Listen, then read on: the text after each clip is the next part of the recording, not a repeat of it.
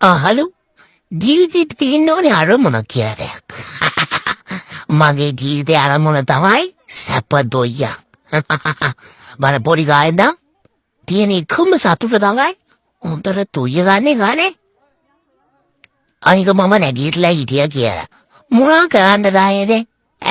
Rent එකක් ගෙවන්නද? නෑ. Bill ගෙවන්නද? නෑ. මුකුත් නෑනේ. ඉතින් මම උන්ටට තුය ගන්නවා. මම මේ නින්ටෙන් පොඩි ඩාන්ස් එකක් දාලා හිටියේ. කොහෙදානේ මේ අපේ අම්මා මම එකම වීඩියෝ කරන්න පටන් ගන්න තියෙන්නේ. නිදහසේ නින්ටෙන් ඩාන්ස් එකක් දාන්නවත් නෑ. කුමාරි කමන්නේ මගේ ෆේවරිට්ම ස්පොට් එක නිදාගන්න තමයි අපේ අම්මලාගේ බාත්රූම් එකේ පොළොව. ඒ මොකේ පුතුම සපන්නේ දියන්නේ ඒ පොළොව හරිම හිතයි. Very good place to sleep. අපේ අම්මට පොඩි කාලේ නම් කියලා තියෙන්නේ හොඳට කාය හොඳට දුයියන් දිහා. එහෙම තමයි සැපට බබාර හැදෙන්නේ කියලා.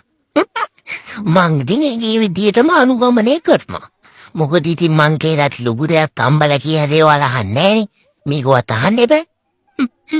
අපෝයි මේ මගේ ඇත්තට කාලේ. හැටි බලන්නකෝ. සිසි තාත්තේ ඒ වීඩියෝ එකපා. මේ තියෙන්නේ තවත් එක සැපනින්දක් guys. ඔගොල්ලෝ විශ්වාස කරන්නේ නැහැ මට එක හැඩයට දුයන්න පුළුවන් ඒකේ මෙහෙමයි මට නිදාගත්තාම මතක එයාරි ඉන්නේ කොහොමද කියලා අපේ අපහර බය ඔක්කොම එළියන් දුයනවා කියලා ඒ වුණාට නෙමෙයි නිදාගන්න දාට මොන ස්ටයිල් දානේ සැපට නිදාගන්න එපා මං කියන්නේ ඇත්ත නේද මේ මම මරණින්